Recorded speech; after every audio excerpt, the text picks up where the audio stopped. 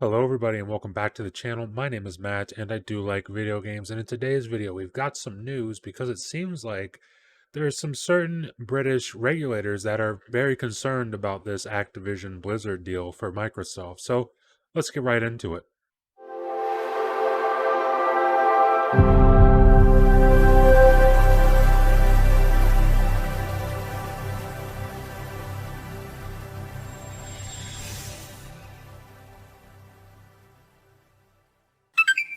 So the British government, or more specifically the UK's CMA, which is Competition and Markets Authority regulatory body, has, some concerns about Microsoft's acquisition of Activision Blizzard. I've got this article from USA Today pulled up here, and in this article there are quotes from the CMA. It says, Activision Blizzard has some of the world's best-selling and most recognizable gaming franchises, such as Call of Duty and World of Warcraft. The CMA is concerned that if Microsoft buys Activision Blizzard, it could harm rivals, including recent and future entrants into gaming, by refusing them access to Activision Blizzard games or providing access on, quote, much worse terms. And even though Microsoft has already stated that Call of Duty isn't going to be an Xbox exclusive, the CMA just seems to not believe them, I guess.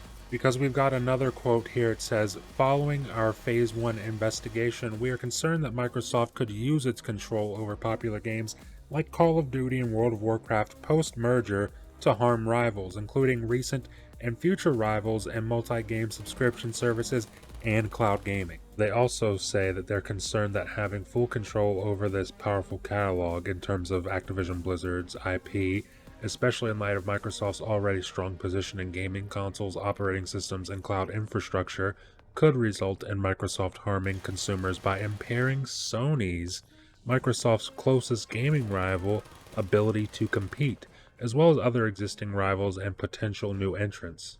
Is that you, Jim? Did Jim Ryan write this? That sounds like it came directly from the desk of Jim Ryan, but I guess that's besides the point. I guess the thing that I'm really trying to wrap my head around here is how on earth does Microsoft offering a better service than their competition at a better value than their competition harm UK gamers, or gamers in general for that matter? In fact, this is something that actually stands to help gamers, not only in the UK but worldwide, because it makes Sony offer a better product and a better value for that product. That's good for all gamers. But I do want to go back to that first quote because they mentioned World of Warcraft with Call of Duty, and I think that's a little bit funny, and I'll tell you why. And it's because, well, let's be honest, World of Warcraft is an absolutely huge franchise, but it's not the same as Call of Duty. And when I say it's not Call of Duty, I don't mean that the numbers don't compare to Call of Duty or anything like that. I'm just talking about the platforms and the player base. There is no console player base for World of Warcraft. It's not on Nintendo, it's not on Xbox, it's not on PlayStation. It is a PC-only game. So I'm not entirely sure what Microsoft could do with World of Warcraft to harm PlayStation, or Nintendo for that matter. Honestly, the most they could do with that would be make an Xbox port, and even then that wouldn't hurt PlayStation or Nintendo because it was never on PlayStation or Nintendo to begin with. It's not even on Xbox right now. So I feel like we can scrap that. Let's get World of Warcraft out of that statement. I feel like that's just kind of insane to me. And then now we move on to Call of Duty, which is something I've talked about pretty extensively on this channel, or at least it feels like it's been extensively.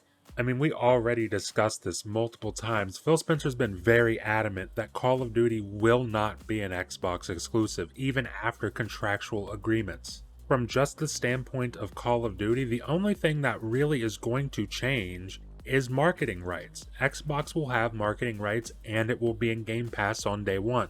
And they allude to the fact that it's in Game Pass day one is going to be bad for Sony or anybody else. Honestly, nothing is ever really bad for Sony. At the end of the day, they make great exclusive games. They have a ridiculously loyal fan base. A fan base, by the way, that is so huge that even when the general consensus is that Xbox is winning the generation, let's look at the 360 versus the PS3. In that scenario, the general consensus was that the 360 was winning that generation. I mean, if I look back on my time in middle school all the way through high school, all of my friends had an Xbox 360.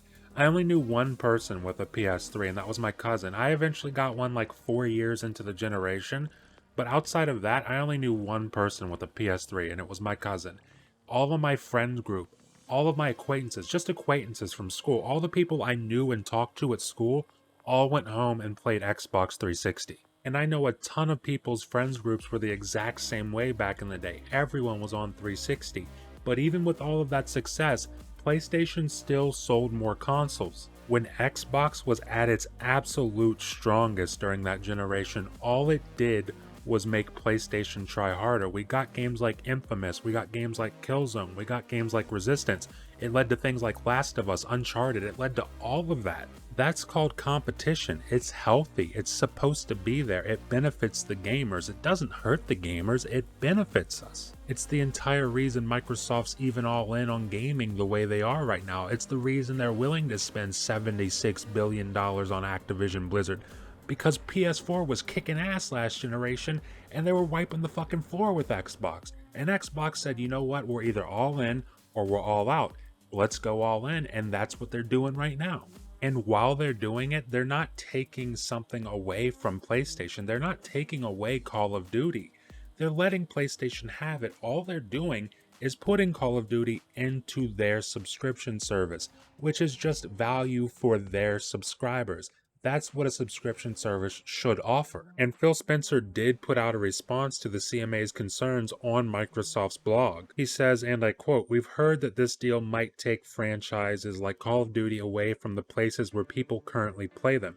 That's why, as we've said before, we are committed to making the same version of Call of Duty available on PlayStation on the same day that the game launches everywhere else." And he mentions Minecraft as a very good example for that, because Minecraft's been on all platforms forever, and Microsoft has owned it for what seems like forever at this point. I don't know, guys. I just feel like this whole complaint by the CMA is kind of just disingenuous. It reads very disingenuous. And everything in all of their statements really just boils down to the fact that Microsoft is competing. This is Microsoft competing. People wanted Microsoft to compete for the longest time, and this is it. This is what they're doing right now. It's the subscription service model. That is how Microsoft is competing with PlayStation. That's how they compete with Nintendo. They can still put Call of Duty everywhere. That's not going to change. It's just the fact that it goes into their subscription service to offer a better service to the players who pay for that subscription. That's just common sense. That's business 101. I don't know, guys. I could go in circles talking about this all day long. I mean, I just want to know your thoughts. Leave your comments below and let me know what you're thinking about the CMA's comments on this acquisition. Do you think that the CMA's comments and concerns hold any weight? And if so, leave a comment below and let me know why you feel that way. And if not, leave a comment below and let me know why you feel that way also. Leave a like if you like the video, and please remember to hit that subscribe button and ring the bell if you're enjoying the content and want to stay up to date on all my latest videos. Thank you for watching, and I will see you in the next video.